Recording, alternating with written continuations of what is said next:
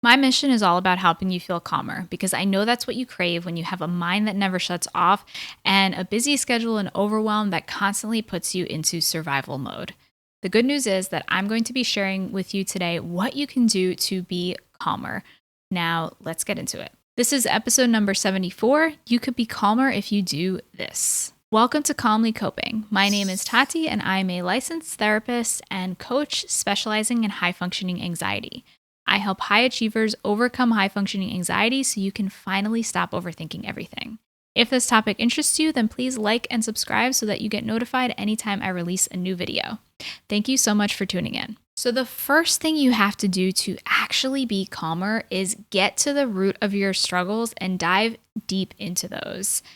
And this is all about decluttering your mind and recognizing what's going on in your mind that's actually contributing to you feeling as though you cannot be calm. Those things that are making you feel like you have to be in survival mode or you can't just stop and relax. So, one of my most important values is this concept of getting to the root of your struggles rather than trying to treat the symptoms by, let's say, taking supplements or medication, practicing positive coping skills, or just taking time off. Now, I want to emphasize that none of these things are bad, and these things are actually all things that I recommend if it's something that you find helpful. However, when you're just focusing on doing these things, you're just treating the symptoms rather than getting to the root cause. It's like if you're struggling with, let's say, type 2 diabetes, not that I'm a doctor or anything, but it's just like taking a medication to decrease the symptoms rather than making changes to your diet or your lifestyle, which those are the things that are actually going to result in the long-term change and getting to the root of actually what's causing those difficulties that you're struggling with. So you must understand what is driving your behaviors and thoughts from within. And with high functioning anxiety, it is often fear. Fear of failure, fear of judgment, fear of uncertainty, fear of rejection, and even fear of success. This can sometimes come up, even though it seems like counterintuitive.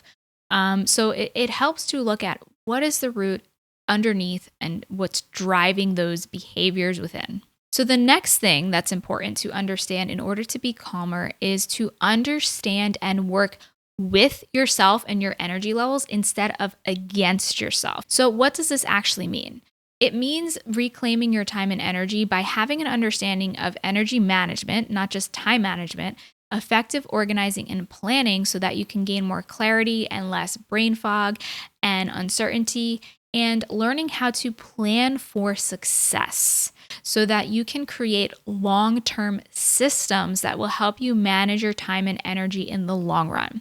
So if you find yourself constantly in a place where you feel like you're behind and where you feel as though your schedule's overloaded or where you feel as though you're having difficulty with procrastination and managing your time or feeling like you don't have energy throughout the day, that's where this component comes in. It's understanding and working with yourself and your natural energy levels, that we all have periods where we have energy and then we have a dip where we need a time of rest and recharging. And it's also understanding and creating systems that are going to help you in the long run. So creating systems are different than just having habits or routines, but when you create a system, it's something that you can return to time and again in order to ensure that you are creating and managing your time in an effective way. So an example of a system might be the Pomodoro technique, which is a time management technique, or it might be the Eisenhower matrix, which is a system or strategy for prioritizing the tasks that you have into urgent, not urgent, and important and not important. So when you start to create these systems, then it allows you to have kind of a filter to guide the things that you're doing, and so that you can have more clarity. And ultimately, clarity results in calm. The next thing that really helps you to be calmer is to be your own best friend and cheerleader. So it's to be kind to yourself and see the best in yourself so that you can grow and face your fears with confidence. It's so common to be hard on yourself when you're a high achiever and you have all these expectations for yourself and you have this type A personality. But at the end of the day, all of these things only result in more suffering for yourself because you're speaking negatively to yourself and you're being harsh to yourself and you're not recognizing all of the things that you're doing well. And that's why it really helps to be your own cheerleader and to work on improving your self worth and how you feel about yourself rather than constantly putting yourself down. Your self talk influences so much. And if you're being hard on yourself, then, like I said, you're only creating more suffering for yourself. And this self talk, along with a lack of confidence, means that you are holding yourself back from achieving your full potential. Nobody else. It is you. And I know it can be hard to recognize this, but this is what we do as humans. Sometimes our fears and our desire to protect ourselves and keep ourselves safe holds us back from the things that we actually want in life, because the things that are actually important often require some level of risk or discomfort. And that can be hard to face or manage, especially when you struggle with high functioning anxiety. I can bet that you're so much more amazing than you give yourself credit for, and it's your fears and insecurities that are getting in the way. So, when you work on increasing your self compassion and being kinder to yourself and increasing and elevating your self worth, then these are all things that are going to help you to feel calmer from within. And another thing that will help you to be calm is to get external support. So I have noticed in myself and my clients and students that getting external support often gives you that nudge and that accountability to actually start going out of your comfort zone and making those changes that might be difficult for you to make on your own because you don't have the awareness that you need to make these changes, or it's hard for you to just get out of your comfort zone by yourself. And this can be common, especially when you struggle with high functioning anxiety and at being a human. You know, we all have blind spots and we all sometimes get in our own way. And so when you have that external accountability and support, then that can really help you to push beyond what you feel as though those self-imposed limits are for you.